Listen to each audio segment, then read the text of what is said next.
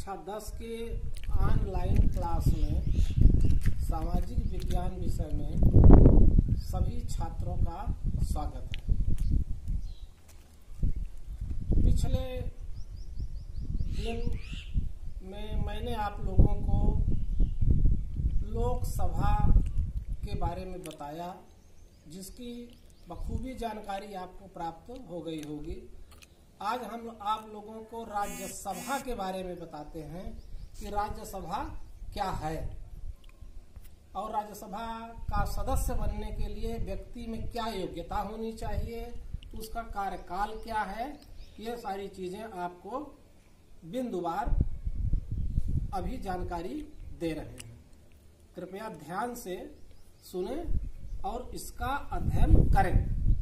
सबसे पहले देखिए कि राज्यसभा संसद का द्वितीय अथवा उच्च सदन कहलाता है। राज्यसभा संसद का द्वितीय और उच्च सदन है। इसे लोकसभा की तुलना में कम शक्तियां प्राप्त हैं।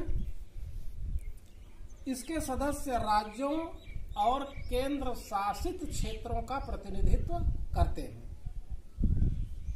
अब इसमें राज्यसभा का सदस्य बनने के लिए व्यक्ति में कौन कौन सी योग्यता होनी चाहिए। तो पहली योग्यता यह है कि वह भारत का नागरिक हो। दूसरी योग्यता कि वह कम से कम 30 वर्ष की आयु पूर्ण कर चुका हो। तीसरा है कि वह संघ सरकार या राज्य सरकार के अधीन किसी भी लाभ के पद पर न हो, अर्थात वह केंद्रीय या राज्य कर्मचारी न हो। चौथा है वह पागल दिवालिया न हो। अगला नंबर है कि संसद द्वारा निर्धारित सभी शर्तों को वह पूरा करता हो। संसद में जो निर्धारित शर्त दी गई है वो भी शर्त पूरा करने वाला ही राज्यसभा का सदस्य बन सकता है। अगला आपको कार्यकाल बताते हैं। राज्यसभा संविधान के अनुच्छेद 83(1) के अनुसार यह एक स्थायी सदन है।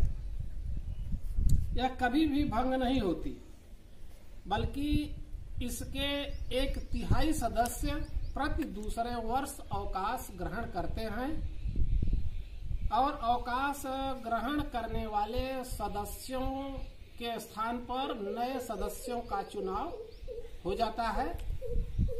इस तरह से एक व्यक्ति को कम से कम 6 वर्ष का कार्यकाल का मौका मिलता है। अब आगे आप देखें कि अब इसमें एक पदाधिकारी, तो राज्यसभा के 2 प्रमुख पदाधिकारी होते हैं। राज्यसभा के कितने पदाधिकारी हैं? 2। पहला पदाधिकारी होता है सभापति और दूसरा उपसभापति। तो भारत का उपराष्ट्रपति राज्यसभा का पदेन सभापति होता है। भारत का उपराष्ट्रपति राज्यसभा का पदेन सभापति होता है और राज्यसभा के सदस्य आपस में से ही एक सदस्य को उपसभापति निर्वाचित कर लेते हैं। उसके बाद आगे आप देखिए सभापति के कार्य क्या हैं। राज्यसभा के सभापति के अधिकार और कार्य लगभग वही हैं जो लोकसभा के अध्यक्ष के हैं। अंतर क्या है? पहला अंतर यह है कि राज्यसभा के सभापति को किसी विधेयक को धन विधेयक है या नहीं उसे प्रमाणित करने का अधिकार नहीं है, बल्कि लोकसभा अध्यक्ष को लोकसभा को धन विधेयक प्रमाणित करने का अधिकार है। दूसरा है कि दोनों सदनों की संयुक्त बैठकों की अध्यक्षता भी वह नहीं कर सकता है। राज्यसभा का जो सभापति है वह दोनों सदन यानी लोकसभा और राज्यसभा दोनों सदनों की संयुक्त अधिवेशन की बैठकों की अध्यक्षता नहीं कर सकता है। इसके अतिरिक्त अब हम आपको बताते हैं दोनों सदनों पर समान रूप से लागू होने वाली सुविधाएं, यानी लोकसभा और राज्यसभा के जो सदस्य होते हैं उनको दोनों को कौन कौन सी सुविधा प्राप्त होती है। तो पहली सुविधा देखिए कि पहली सुविधा है कि 50,000 रुपए प्रति माह वेतन मिलता है। वेतन कितना मिलता है? 50,000 रुपए प्रति माह। दूसरी सुविधा है दैनिक भत्ता मिलता है 2,000 रुपए प्रति कार्य दिवस। जब संसद की कार्यवाही चलती है तो प्रति कार्य दिवस इनको भत्ता 2,000 रुपए दिया जाता है। उसके बाद 45,000 रुपए प्रति माह निर्वाचन भत्ता मिलता है। चौथा नंबर है दोनों सदनों के सदस्यों को निःशुल्क आवास मिलता है।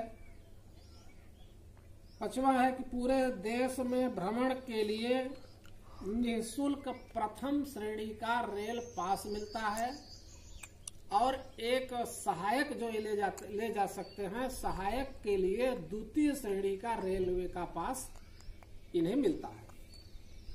उसके बाद ये पूरे देश में भ्रमण करने के लिए, ये आपको बता दिए पूरे देश में भ्रमण करने के लिए प्रथम श्रेणी का रेल पास इनको मिलता है और इनको सहायक ले जाने के लिए द्वितीय श्रेणी का पास मिलता है। फिर है अगला नंबर, पूरे परिवार के लिए निःशुल्क चिकित्सा की व्यवस्था रखी गई है। अगला नंबर है बिजली और पानी की निःशुल्क व्यवस्था। फिर है मोबाइल फोन पर 1 लाख स्थानीय कॉल मुफ्त। इस तरह से दोनों सदनों के इसके अतिरिक्त कुछ और भी सुविधाएं प्राप्त होती हैं, जैसे कार खरीदने के लिए एडवांस में कुछ रुपए मिलता है और कुछ इनके लोन स्वीकृत होते हैं। ये सारी सुविधाएं चूंकि हमारे देश की कानून व्यवस्था का संचालन इन्हीं के माध्यम से होता है, इसलिए भारतीय संसद में इनको ये सुविधाएं प्रदान की गई हैं। अब आज हमने आपको बता दिया कि राज्यसभा का सभापति कैसे, कौन, राज्यसभा के सदस्यों की क्या योग्यता, इनको क्या सुविधाएं हैं, इनका क्या कार्यकाल है। आज संक्षिप्त तौर पर इतना ही बताते हैं। इसके बाद शेष प्रकरण अगले दिन।